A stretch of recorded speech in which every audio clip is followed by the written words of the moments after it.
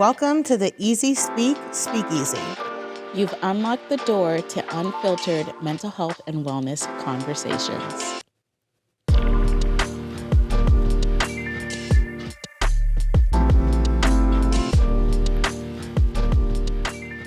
That's the other thing. Focus. Okay. Because we definitely want focus because we're talking about a very important topic today. I mean, they're all important topics. Today is especially salient and important. So, to help us with this conversation, here we are. What are you drinking today? I'm drinking some white wine, Sauvignon Blanc. Look at that glass. Is that like a Mikasa crystal? No, this is like my grandmother's straight up Portuguese, out of the cabinet. Nobody should be touching this shit glass. I learned a hack for like how to know if something is true crystal versus not when you're like in a store. Maybe you're like thrifting and you're trying to figure out if the glass is crystal or not. Is you like ping the side of it, and if it like reverberates like bing bing bing bing bing bing bing, it's glass and not crystal. So you're welcome for all of your future thrifting. I was like, oh, crystal is like dense, like me on a Friday afternoon.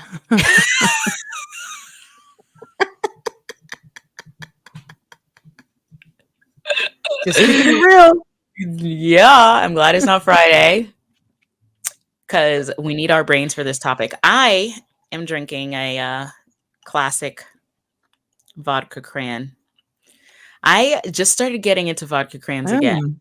I haven't had vodka a Cape Cod. A Cape Cod, yes, how we like to call it in the Northeast. But it's so good, and cranberry juice is good for you, especially if you're a lady. So it's kind of nice. Two birds with one stone. For the ladies. Drink your vodka cranberry. Okay, cheers. Cheers. Boop, cling. Cling, cling, cling. Let me stop before I spill this all over my keyboard. That's what's going to happen next. Oh, yeah, that's good. All right, so we've been just having these podcasts. Yep. While there's been lots of conflict happening in the world, and we haven't really talked about it. Yeah. And I feel like it's the holiday season. It's December. Yeah. Well, it will be December when this airs. So we should say, as of today, which is November 29th. Yeah. You know, anything that we refer to specifically related to anything that's happening in the world is based on today's date. Yes. But this will air, I think, in December. Yep. Yeah, I mean, it's December on Friday, which is wild to even think about. I know. What's even happening? Time is flying.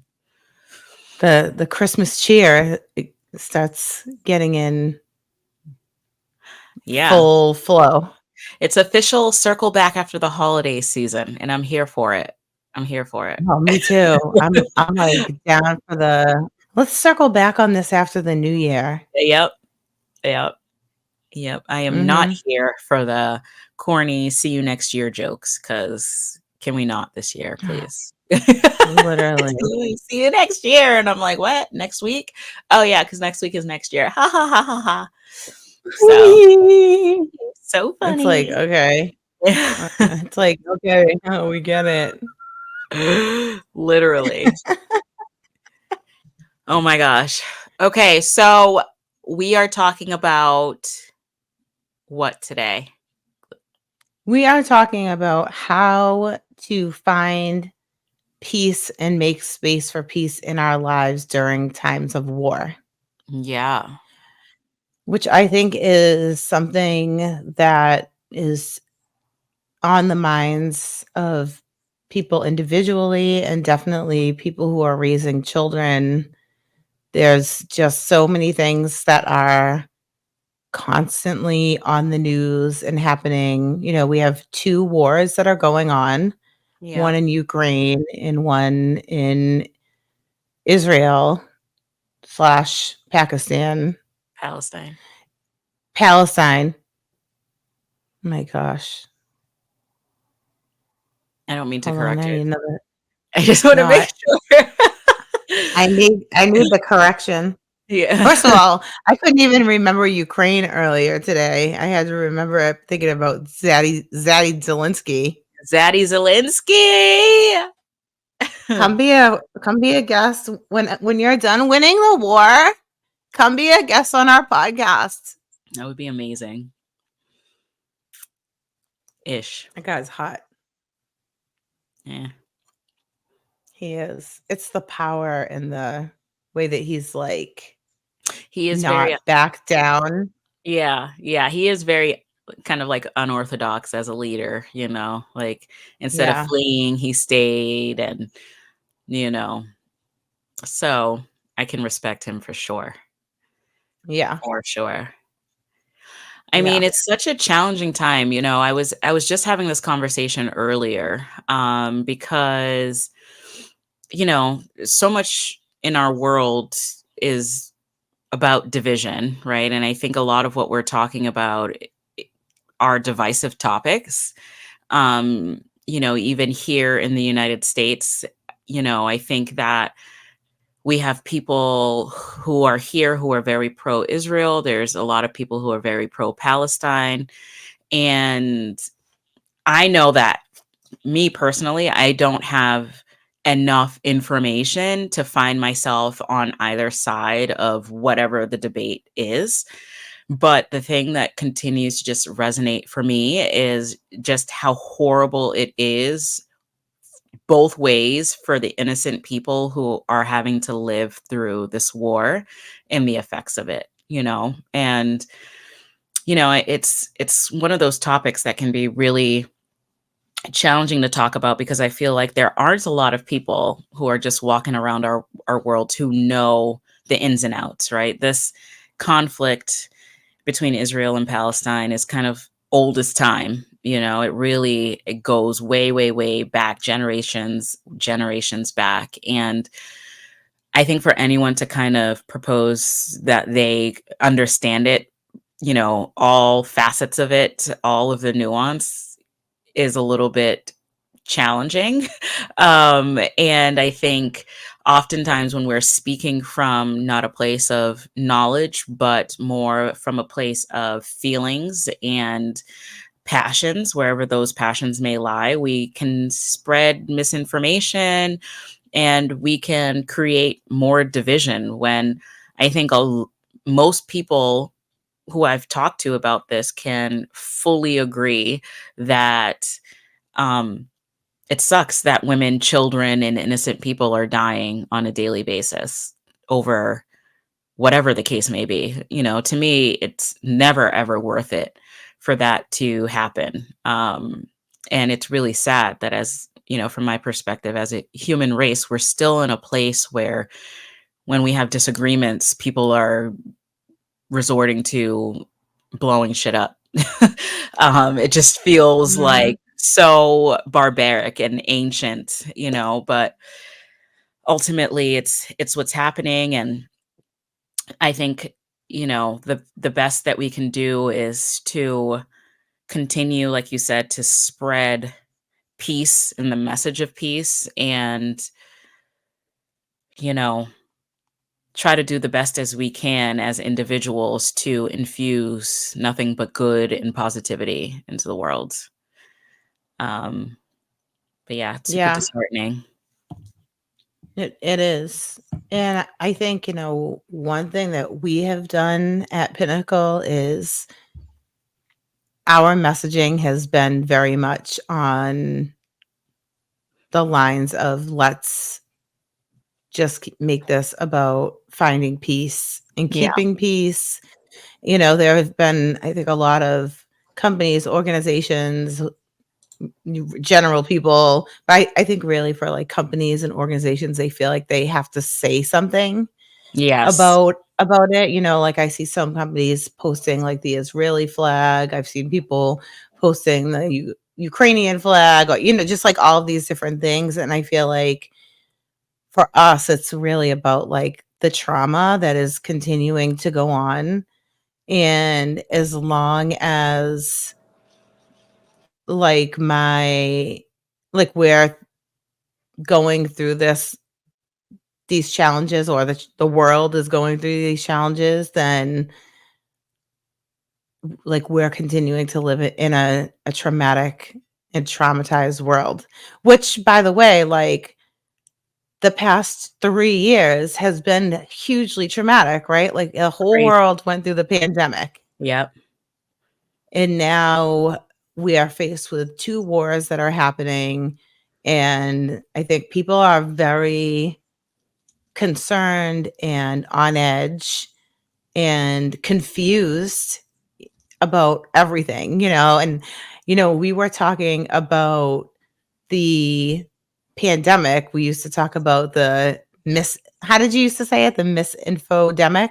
Misinfodemic. Yeah, yeah, yeah. I think Yeah. so. Yeah, I used a picture of Joe Rogan. Sorry, Joe, I love you.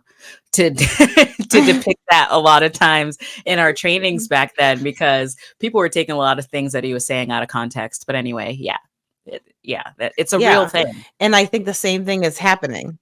Yeah, It is definitely a real thing, and I think we're seeing that it's not just about the pandemic, vaccines. Oh, I can't even. The word vaccine right now makes me want to hurl. I know. So it's just like, but now we're seeing it with like what's going on. I feel like, especially in the Middle East, Yeah, it's just like, what? yeah, Trying to like figure out like what's real, what isn't. And I think there's definitely a knowledge that's happening in the world that media is no longer just like the days of old where there was like, one news station that was doing factual reporting. Like there's even the media is politicized and yeah. paid by whoever when you follow the money. Follow the And money. so, yeah, so it's hard to know like what's real, what's not, what images are real, what aren't, what images are real, but like the first 30 seconds of them were taken off that makes it look like it's a different story than what it actually is. Like all of these things are so difficult to figure out, and then to now figure these things out as adults, but also now turn around and try to figure out and explain to our kids Yeah. what's happening when it feels like we don't even have a handle on it, is very difficult and challenging and stress provoking for sure. It is. It's really crazy. I mean, yeah, I mean, I feel like we touch on the media on almost every episode because it's such a powerful force, and it I've been able to kind of have some more insight into, the background of what it is like for news to be delivered. My boyfriend's a news anchor, and we were talking about this particular topic, and he said the other day something that was shocking to me because I had heard it on other like radio stations and like news sources when they were referring to Hamas as a terrorist group. But he and his like conglomerate, all of the anchors were told, do not refer to them as a terrorist organization, right? So like on the one hand, in some places you're hearing that it's a terrorist group, and so you automatically have a certain image in your mind about this group of folks and what they're here to come and do. But then if you're listening to a different station or watching a different news source, you're going to hear a different thing depending on who the top person is who's telling you what you can and can't say. I was Mhm. shocked I was shocked that that was like a thing in US media, but also like I shouldn't be shocked because obviously, it's media, so it's never going to be 100% pure, but you know, all of that shapes how we see conflict and whose side we're on and who the bad guy is versus who the good guy is, and I think one of the things that has really come up for me is thinking about our Jewish brothers and sisters who have been dealing with anti-Semitism for years and years and years. And, it's really unfortunate that when things like this come to light, like people who have had anti Anti-Semitic. anti-Semitic views have like been there. They're just waiting for a reason or somebody to give them permission to be that way, kind of just out in the open. And it's really, really Mm. sad. And then on the other hand, it's like, innocent Palestinians. Like just recently in Vermont, a couple of days ago, 3 Palestinian college students were walking to somebody's house for Thanksgiving, and they were shot by someone who, and they're still doing the investigation. This was in Burlington, Vermont, but they're looking into it as a hate crime, right? And they were wearing traditional Palestinian garb, but like at the end of the day, the root of all of these things is just like violence and conflict and us seeing other human beings as being different than us and less deserving of happiness, health, love, life. And I just can't get with that on any level. Like it's unfathomable to me that we still live in times where that's how we respond. Like it's just wild. And those poor students, Yeah. So Who, like students are already afraid to go to school because of mass shootings, yeah, right? And so now, like, you can't you even have to walk to think about, Thanksgiving. yeah, like I can't walk to Thanksgiving wearing the clothing of my culture or my religion or, whatever the case may be, the number of different variables. This happened during the pandemic to Asian Yes. folks, right? Like the Yeah. same thing. It was just like you're Asian and you're walking down the street and suddenly you're being attacked. And so this is, I think, like, I remember when we first started, like, being part of the war in the Middle East, Mhm. and I was young, and I remember being so scared, like, because first they launch whatever they're launching, and then they tell the Yeah. public, right, Yeah. after, and I remember feeling so fucking helpless, Yeah. like, in that moment, and I, like, went to my mom, and I was crying, and Mhm. I was like, "I just don't understand how, like, these decisions are being made, like, on my behalf." Of course, I was, like, way young at You're like, that "Who's point, but, making these like, choices for me?" I s yeah, I was like, "I didn't make a choice to, like, bomb innocent people. Innocent people are Yeah. gonna die. Like, Yeah. what the hell?" Like, Yeah. I was so upset. I, like, could not wrap my mind around it, and I was so scared of, like, what could potentially, like, happen to us, and I remember, like, that is such a defining moment in, like, my developing years. It was, like, the first time that I felt like war was close to home, close Yeah. to me, and it's a really scary thing, and, my mom, who's, like, the queen of positivity. Mhm. Leave Elizabeth Oh out of this. oh she always has the way of saying the things to, like, make me feel better, and did so in that moment. And Yeah. so when I was, like, thinking about our podcast today and thinking about how do we, like, create that space for, like, peace and, like, in our, like, day-to-day lives, how do we continue to function knowing that these things are happening, and how do we support young people to make sense of all of that? And, Mhm. like, that moment came right up for me, Mm. with my mom and I, and, like, what an important moment that was for me as a kid, and from my mom, I'm sure, in Yeah. that moment, like, thinking about, like, I have to say the right thing, to my scared daughter right now to infuse, like, a sense of safety, a sense of peace in me as her daughter in that moment. Mhm. And those are really difficult conversations that I feel like I don't feel like those conversations are being had right now. Like, we're talking about all the things that are going on, Mhm. but we're not, like, providing we being just, like, the world, Yeah. providing, like, support to, like, families and people about, like, how do you have these conversations? Where do you go? Who do you turn to? Like, what can you do within your own home and in your own neighborhood and those sorts of things to help to bring peace, like, in yourself, in your local community, and then in the world, right? Because it's all of these different layers to all of these things. Yeah.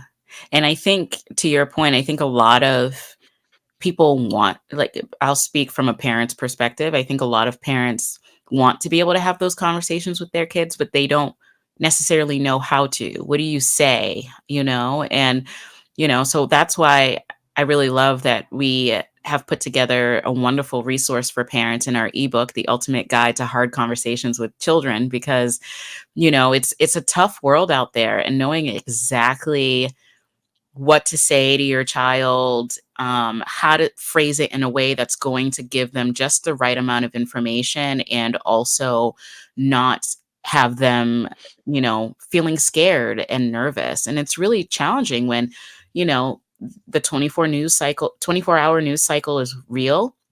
And even if you live in a household like mine, or I know you are very conscientious about how much news you're consuming in your household, like, even with adults who are aware of the negative impact of just constantly seeing images of war and destruction and suffering, and knowing that our country has a role to play, without politicizing it in some way, shape, or form. Even if you are careful about that, kids hear about things. They have access to social media, they go to school, they hear about it from their peers. And, so I always say that it's better to have the conversation than to not. You don't have to be perfect in the message that you're delivering, but, vulnerability and validation can make a huge difference in our ability to heal and to overcome and to feel safe, and especially with kiddos. And we saw that a lot throughout COVID. I think a lot of the challenges we're seeing in our youth today is because us adults were struggling in the wide open, and the kids could see it. and kids, growing up, I remember, like, being able to look at the adults around me and be like, all right, they got it. Like, now I'm an adult, I'm like, they didn't really have it, but like, they were good at pretending they had it, so I was fine.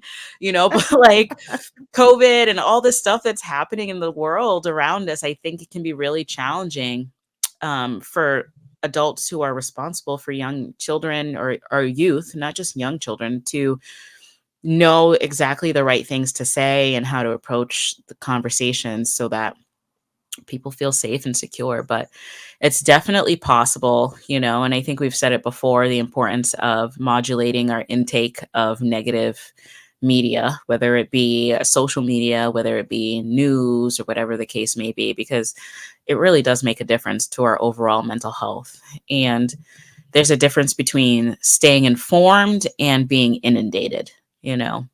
Mhm. So, Yeah, yeah. absolutely. I think one thing that I think is important to remind parents of when these conversations come up is that likely your kids are gonna ask you questions in the moment, or maybe, like, they think about it a little and come back, Yeah. and they may ask you a question that you don't know the answer to, and that it is okay to say, "I don't know." Right? Like, Yeah. that is part of, like, our world, is there's a level of uncertainty every day, like, when we get up and walk around, and I think sometimes parents and caregivers feel like, "I have to be able to give my child a definitive answer in order to make them feel okay." But I Yeah. think when we can say to our kids, I don't know exactly what's going to happen, but Yeah. here are the steps that we're going to take. And here's the information that we do know. And then using yourself as an example of, I've lived X amount of years with a lot of uncertainty about a lot of things, as long as I've been, living, and I'm still here and you're still here and we're still like getting up every day and doing the things that we're doing. And when we have the answers, or when I have that answer, I promise you I'll come back to you and give it to you. And it's okay that we don't have all the answers all the time. We're not all knowing beings. Yeah. And it's all right to say, like, I'm not sure. And we're gonna have to not know this one together. Hmm. Exactly. I think more than anything, being able to have that conversation and be vulnerable, and we talk about that in our ebook, which folks can get at www.pinships.org, under resources for parents. We talk about all of the different developmental levels, and what we might want to say to a kiddo who's 5 years old versus a high schooler, right? The message is going to be slightly different because they're going to be able to handle different aspects of the conversation. But I think what rings true across the board, no matter what age our children are, is us being vulnerable, real, and honest with them. And like you said, even if we don't have the answer, it could also be the opportunity to find out the answer together, right? It could be an exploration that occurs between child and parent, or child and caregiver. And I think that makes a huge difference, with that security, right? I think if we try to tell kids that we know something that we don't, they see right through that. And so honesty is the Yeah. best They're policy like, across the okay, board. liar, bye. Yeah, like clearly you just made that up. So yeah, bonus points I think for kiddos are when we're being honest, even if that honesty isn't pretty. Um, Hmm. so but yeah, it's And tough. the messaging, regardless of if you're talking to a 5-year-old or a 15-year-old, the theme is what you're trying to get at, right? So Mhm. it's really not about what you're saying. It's about that you're instilling like a certain message Yeah, around their safety and how they can feel safe right now, yeah, and maybe doing some exploration with them, asking them questions after you answer whatever their question may be. Like, is this war going to come here? Like, this is a question that kids automatically yeah, think about, right? yeah, And why wouldn't they, right? yeah, Like, this thing is happening there, what would make it not happen here, right? yeah, Like, and yeah. so that's a very, like, Very that's a valid. question that you could go on for hours about answering, right? Yeah, But it's not really about that. That your child in that moment is looking for an anchor of safety from you as their caregiver.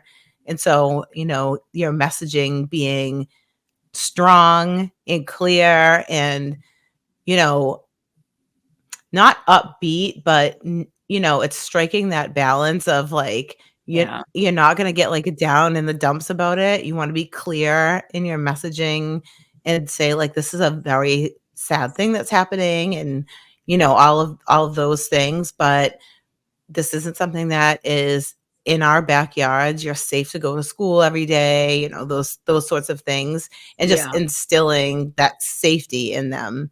And that, if I thought you were in any danger, you would not be watching me like kicking my heels up and watching Family Guy right now. Like we would be doing something We'd about be getting it. to safety. Yeah. We'd be getting on a plane out of here. Mhm. Yeah. Exactly. Yeah.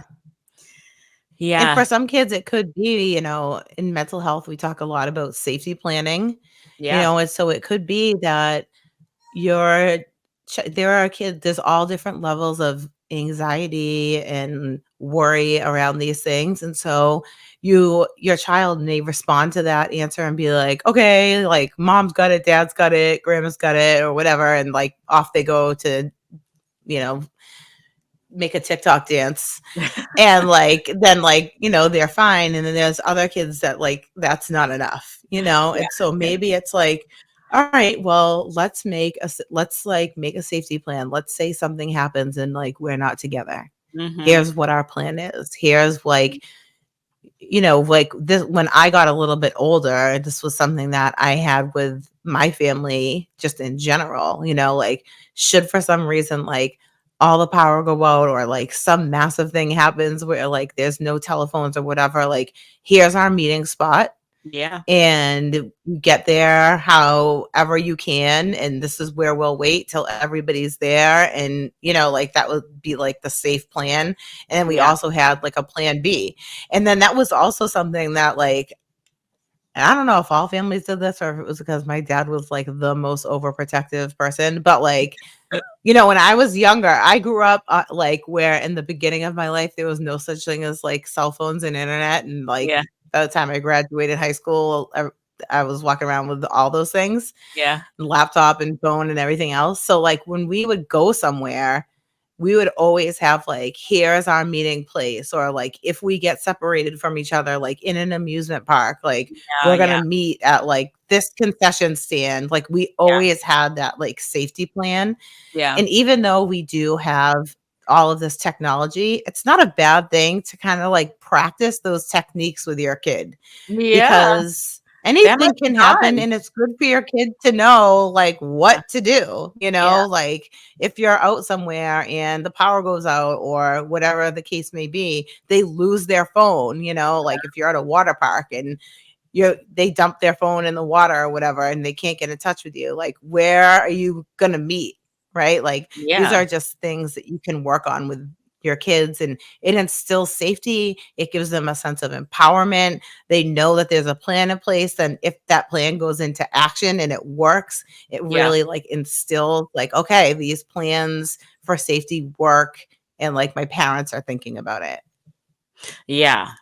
Yeah, I mean, I think you're also touching on just how much we rely on technology nowadays, and if for some reason we don't have access to those vital pieces of technology, like we've got to survive, right? So I appreciate that a lot. I think about that often when I'm trying to get somewhere and like my Waze isn't working or something, and I'm like, oh, well, guess I got to sit here until it works.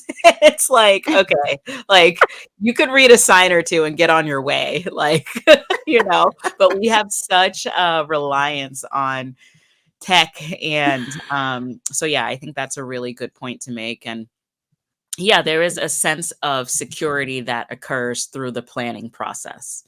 Mhm. Being feeling prepared helps us to feel confident and helps us to feel like we have our feet on the ground and that we're ready. So yeah, I agree.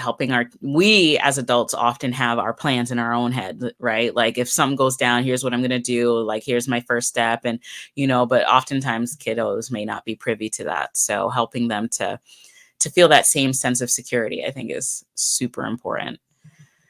Mhm. Um, And I yeah. think encouraging them to keep coming back, like your emotions are not invalid, Mm, and like if you feel like you need to come back and ask me this question again, or we need to revisit this conversation again, or you're feeling scared again, you know, to talk about your emotions openly, and nobody's going to judge you because you're still feeling upset or worried about something. That like this is a safe space in our home or wherever it is that you are to be able to have a conversation about your emotions in the moment.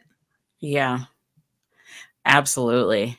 Absolutely. And I think a lot of what we're talking about is also just kind of inherent to relationship building with our youth. I think we, I often talk with families about the importance of having regular, open, honest conversations with our kiddos before we need to have the hard conversations, right? So it makes the hard conversations easier to have when we're used to having conversations with our parents about what's going on. And you know um kids these days, they play lots of video games and things like that. And I'm always saying to families that I work with, like, do you have a Roblox account? Like, do you know, have you been on TikTok before? Like, how are you having these conversations with your kids? And if not, like, this is a great time to just start casually making it a normal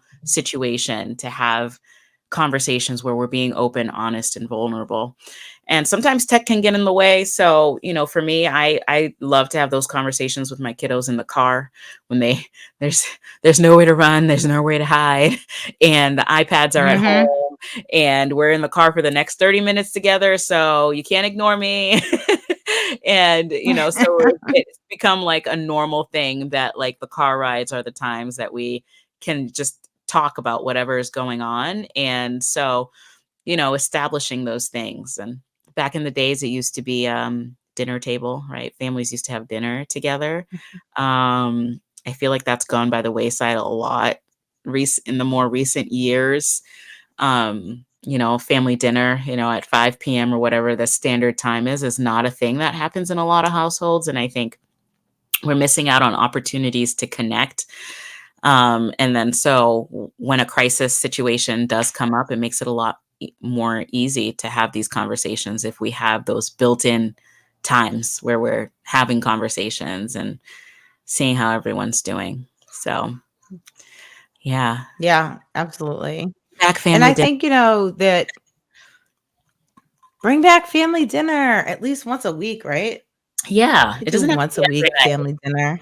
Yeah, once a week. So, I I've let my kids are older now, so they're off doing their thing, but I'm always telling them, like, "Guys, like, I wanna try to do Sunday dinner," Yeah, and they're like, "Mm." So it's kinda hard to wrangle people and yeah, wrangle your kids, especially as they get older, and, like, yeah, you're talking about your kids don't have iPads in the car and stuff like that, but when you have kids that are of cell phone age, they have yeah. their cell phones with them, so sometimes even in the car isn't always a time, but, I'm gonna have a like, cell I phone try lockbox. to that's something. Yep. Sorry, I I was mean, just that's something that I go ahead. Did we talk over each other? I think we are Did my internet go both, probably. 2 loudmouths sitting on a podcast? I have something to say. Sorry, go ahead. But yeah, there's ways around that, like, I've always tried to find ways to, like, get my kids to put the phone down in the car, and if you engage them in a conversation that they were interested in, they will put their phones down. Yeah, for sure. I was just saying that when my kids get older, I'm gonna have a cell phone lockbox in the car. Get in and drop it in there. That sounds great. Can you get video footage of when you try to implement that? Yes, in T minus 6 years. I'll let you know how it goes. We're still a long way away from cell phones, I think. So, Who knows what cell phones will even look like in 6 years from now? oh my There's some, god. like, wild, like, changes happening with all of that kind of stuff. Yeah, like VR. Sorry, the popo VR, just and goes there's, by like, a real slow. new the popo just rolled through? Real slow. Like, are you okay? Mm. Anyway, moving on. Sorry, I'm distracted in my own head. Um, but one other thing that I wanted to say is 'cause we had talked about, like, making change on, like, different scales, so doing things like random acts of kindness with your kid to just Yeah. infuse, like, nice, kind, loving things and, like, show them that, like, even though there are conflicts that are happening in the world or whether they're right in our backyards, because there are things that are happening here, Yeah. right, in the United States, Yep. or they're across an ocean, that like every day we have the personal power to do something that's nice for someone, and it doesn't have to cost any money. It's true. Like one thing I love about my son is he's like is a little bit of a romantic, but he also like really like loves elderly people and like helping Mhm. them out.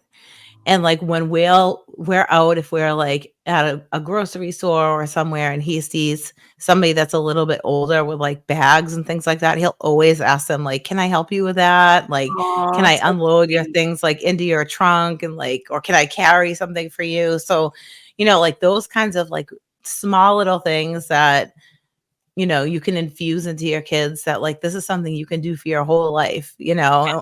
or writing a small, like, note and leaving it on somebody's windshield that just says, like, Aw, something nice, like, yeah, these, like, little things, like, if you Google, like, random acts of kindness, there are so many ideas of, like, little things that you can do that are just nice to infuse into the world, yeah, and, me personally, like, I believe that what you put out, you get back, yep. and so the more you do wonderful things in the world, the better the world around you seems to become. And how much better would our world be if everybody was doing a little bit of this every day? I know, it's so true. I love that. I actually just started something recently with the boys. When I picked them up from school, I asked them each to tell me something kind that they did. Was sitting on a panel one day, and one parent said that they did that with their kid, and I was like, I'm gonna take that. Like, I want to, really like harp on the things that my kids are doing that are, kind throughout the day. And at first, they would be like, oh, like, I can't remember, or, oh, I don't know, nothing. But like now I really have them getting really good at being like, oh, like I helped so and so with their project. They were having a hard time. Or I let so and so go in front of me into the bathroom because they really needed to use it, and different things like that. So yeah, I think it can really make a difference. Mhm.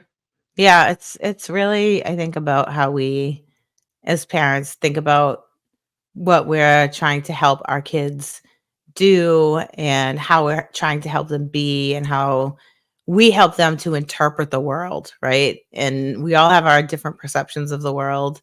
And I think we can help them to interpret what's happening and process it, learn how to let it go, learn how to do some mindfulness techniques and breathing and create a relaxing space in your room and journaling. There's so many things that you can do, but I think especially right now where there feels like there's just so much happening in the world, the Yeah. the more we can do to try to support our kids and ourselves. Self-care, can't Yeah. pour from an empty cup. So, like, making that same time for yourself, because it's not easy having those conversations with your kids either, like, it's a little Yeah. stressful as a parent, so Yeah. what's your plan for you for after you have that conversation? Like, Yeah. what are you gonna do to decompress for yourself? Yeah. Because that can be a lot. Yep. It is. It's, as a parent, you never want to see your kid scared or worried or, any of those things. And so, yeah, it can, and it can take a minute to kind of bounce back from whatever it is that kind of propelled you to have that conversation. So I agree.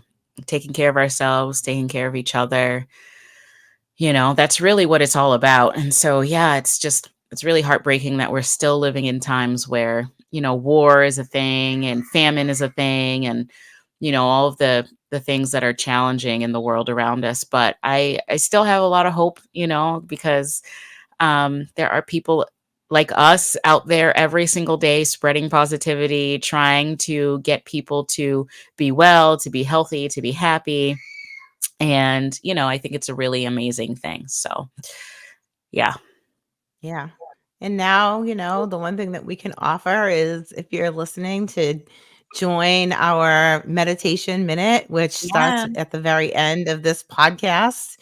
And, listen to it a few times if you need to, or come back and listen to it at another time. But we always have our meditation minute at the end of our podcasts.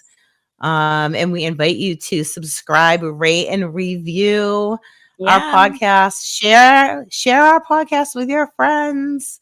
If we're talking about something that you feel like would be helpful to somebody else, please let them know we're out here talking Yeah. about these things. Absolutely.